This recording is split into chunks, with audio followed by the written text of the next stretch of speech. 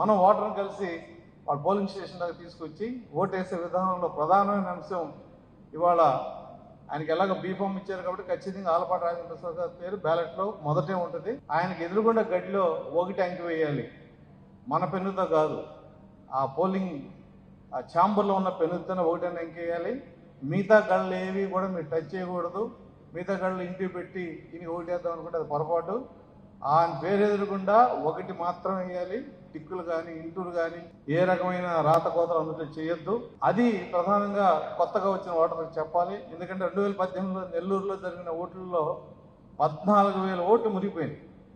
Graduates vote వేస్తే 14,000 ఓట్లు మురిగిపోయినాయి అంటే మా చదువు యొక్క సార్థకత ఏంటని మనం కూడా ఆలోచించుకోవాలి. తెలియక కాదు, చెప్పేవాళ్ళు లేక. కాబట్టి మనం చేయాల్సిన ప్రధానంగా 2 అంశాలు. అవతల వాళ్ళకి ఓటేస్తే వైసీపీకి వేసినట్టే, ఓటర్ని ఆ రోజున పోలింగ్ స్టేషన్ తీసుకొచ్చే విధానం, పోలింగ్ స్టేషన్ తీసుకొచ్చిన తర్వాత ఒకటి అంకి మాత్రమే వేసే విధంగా మనం చెప్పగలిగితే ఈ బలం 124 బలం ఖచ్చితంగా మళ్ళీ రిఫ్లెక్ట్ అవుతుందనే విషయాన్ని మీకు తెలియజేస్తూ ఈ అవకాశం ఇచ్చిన బీజేపీ నాయకత్వానికి, బీజేపీ కార్యకర్తలకు అందరూ కూడా మరొకసారి మనస్ఫూర్తిగా అభినందనలు సెలవు తీసుకుంటున్నాను. జై హింద్.